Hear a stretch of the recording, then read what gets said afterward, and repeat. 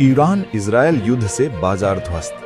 खाड़ी देशों में बढ़ते तनाव और मिसाइल हमलों के कारण भारतीय शेयर बाजार में हाहाकार मच गया और सेंसेक्स 2000 अंक से ज्यादा नीचे गिर गया। कच्चे तेल की कीमतों में भारी उछाल।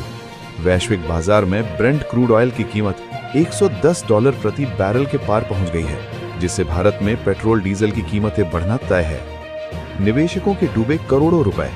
शेयर बाजार में आई इस ऐतिहासिक गिरावट के कारण निवेशकों की संपत्ति में कुछ ही घंटों के भीतर करीब 8 लाख करोड़ रुपए का नुकसान हुआ। गोल्ड की कीमतों ने छुआ आसमान। अनिश्चितता के माहौल में सुरक्षित निवेश की तलाश में लोगों ने सोने की ओर रुख किया, जिससे सोने के दाम रिकॉर्ड ऊंचाई पर पहुंच गए। रुपए की कीमत में भारी गिरावट। डॉलर के मुकाबले भारतीय रुपया अपने अब तक के सबसे निचले स्तर पर पहुंच गया है, जिससे आयात करना महंगा और अर्थव्यवस्था पर दबाव बढ़ेगा। आईटी और बैंकिंग सेक्टर सबसे ज्यादा प्रभावित। अंतर्राष्ट्रीय तनाव के कारण विदेशी निवेशक यानी एफआईआई ने भारतीय आईटी और बैंकिंग शेयरों से बड़े पैमाने पर अपनी पूंजी निकालना शुरू कर दिया है। एयरलाइंस कंपनियों पर दोहरी मार। कच्चे तेल के दाम बढ़ने से विमान ईंधन अर्थात एटीएफ महंगा हो गया है, जिससे आने वाले दिनों में हवाई टिकटों के दाम बढ़ने की पूरी संभावना है। रिलायंस और अडानी के शेयरों में हलचल।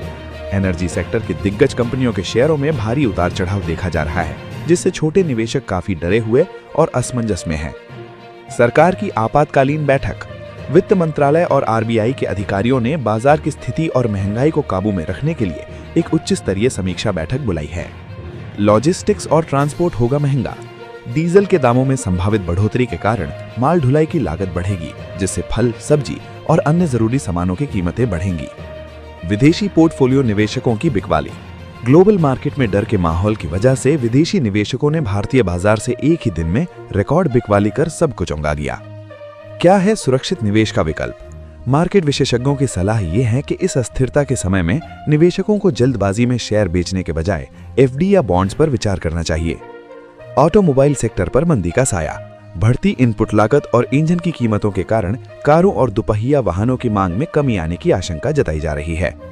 वैश्विक सप्लाई चेन हुई बाधित। लाल सागर और खाड़ी क्षेत्र में युद्ध के कारण जहाजों का आवागमन रुक गया है, जिससे अंतर्राष्ट्रीय व्यापार पर बहुत बुरा असर पड़ा है। शेयर बाजार में लोअर सर्किट का डर। यदि गिरावट इसी तरह जारी रही तो बाजार में ट्रेडिंग रोकने के लिए लोअर सर्किट लगाया जा सकता है, जो निवेशकों के लिए चिंताजनक है। युद्ध का उर्वरक यानी फर्टिलाइजर कीमतों पर असर।